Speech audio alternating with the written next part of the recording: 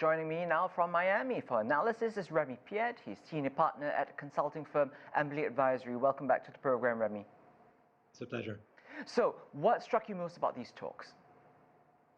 Well, what's very interesting, obviously, is the start of this summit and the question of looking at the antagonistic position from the U.S. administration, met very strongly, obviously, by the Chinese delegation and resulting in some standoff and trying to understand it. Obviously, there's the interest of looking at it from the first giving signals to your domestic basis, and it's very important in the U.S. for the Biden administration to show they're strong against China because they will face criticism from other political parties and obviously the Republicans if they do not. But I'm actually very enthusiastic about the fact that those issues were actually out of the way. The fact that you actually stand clearly on issues of disagreement publicly means that actually behind closed doors you can concentrate now on other issues where you can find some common grounds. And the fact that we had one specific working group that has been already specified, which is climate change, it reminds us of the fact that China and the US were able to agree on such a daunting issue at the Paris Accord during the Obama administration. What Vice President Biden was very important, now President Biden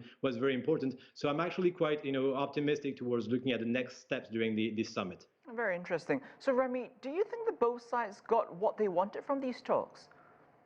Well, the question is really to actually see the kind of basis and that you can have the dialogue for a series of years. The idea here is really for the incoming Biden administration to explain what could be the red lines, although that term is very complicated diplomatically. But being able to also explain the routes for more clear dialogue. When you looked at how the talks were carried, you could see after the strong standoff, you had conversation of wanting to understand each other. Wanting to see where each part of the equation is coming from and what could be some common ground for moving forward. Again, climate change, the issue of tackling relationship on global growth, the impact on emerging markets, natural resources management. All those are issues where collaboration between the two powers are very important, and where I could see some steps coming in the next coming weeks and months.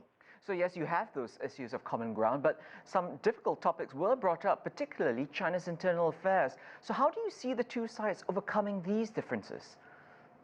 Well, obviously, it was not going to be at the first summit, and the summit where the host was the U.S. in Alaska, that you would actually cover issues of the domestic situation in China. It was not obviously in the first meeting between incoming administration that you would be looking for daunting changes and reforms in that country, which is completely considered as external interference on the Chinese perspective. Here we're more looking, and it was repeated several times, at actionable negotiations, being able to find some common grounds where with a cross-sectoral collaboration and a series of processes, you will be able to show a gathering of interest on key issues. The first one that comes to mind is not obviously the issues of domestic reforms in China. However, being able to work on reciprocities in terms of international investments, and we've seen a recent agreement from the European Union with China, and the US will continue on those talks obviously on their side. And again, as I was mentioning, a series of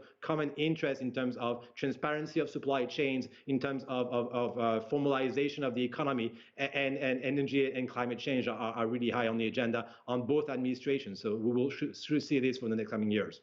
Remi Piet, always good to speak with you. Thank you for your insight. It's my pleasure.